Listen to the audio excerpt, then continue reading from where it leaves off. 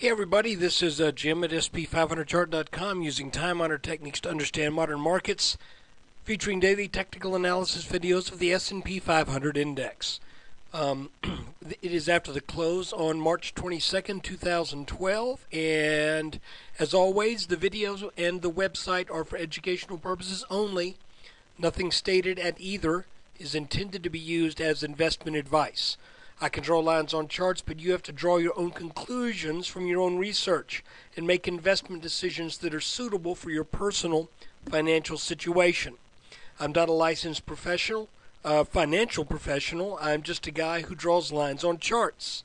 And I just want to add real quickly that, it's fine if you want to follow along and decide if you think this is a worthwhile method of analyzing future market directions, but you have to make that judgment for yourself. I make no guarantees that any of this stuff ever works, but I will tell you it is certainly worth learning some of these things, because in my experience it does work, but you have to make up your own mind. I can't do that for you.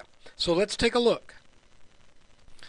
Okay, so we are looking at a 10-minute chart of the S&P, and lo and behold, I said yesterday it looked like we had this little neckline of a thing here, and that with that closing right on that line, and given the overall shape of it, it looked like this was probably cluing us in that the markets were going to at least encounter some selling pressure, which they did today.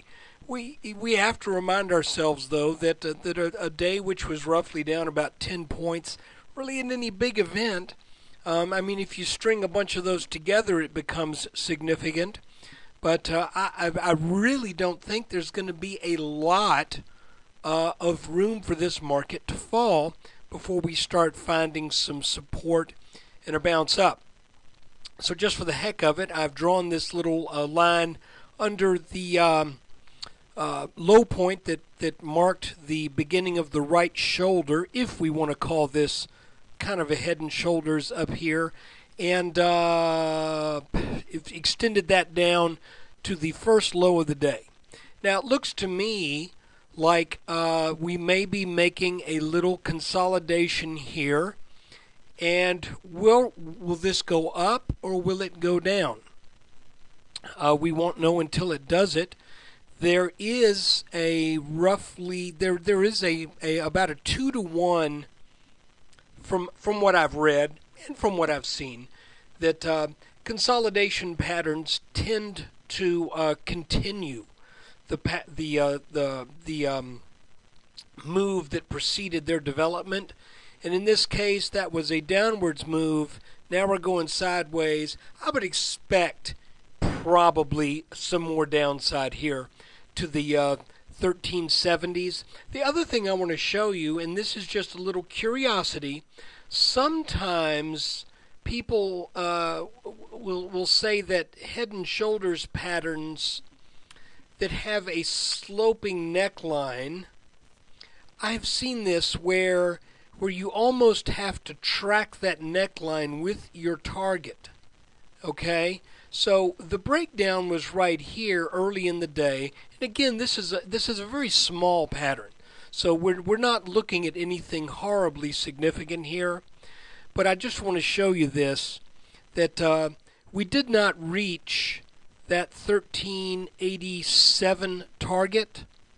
We got as low as 1388 and change, but I will show you that if we slide this line, this target line, up a little bit, sometimes you have to play with these targets a little bit when you have a neckline that is sloping up. I've seen this in targets derived from head and shoulders bottoms and head and shoulders tops. That's why it's always nice when you get a head and shoulders pattern with a flat neckline. It really removes all doubt. For right now, however, I am going to keep this here, and I'm going to keep this target down, the minimum target roughly at about 1387. If this pattern does break down, then then it would likely have a target that would be in the low to mid 1380s. And I think that is a reasonable thing to be on the lookout for. Additionally, we're expecting probably some support, first support in the high 1370s. So if we were to get a little breakdown of this pattern, this could end up being, and this is conjecture, let me back up. All of this is conjecture, let's be honest, but it's kind of educated conjecture. So what I'm saying is, it could be that this is one of those little flags that kind of flies at half-mast, and we're going to maybe go sideways for a day, and then come down again, and then test the high 1370s, and then if that holds and we come back up, that would probably be a buying opportunity. If that does not hold, then I think that we may be setting up a move for a little bit more downside. But just like we followed this trend up, and we didn't get the sell signal until this red line was broken, and then we finally really got the last little sell signal. And this is for people who are day trading. We got that last little sell signal on the break of this neckline.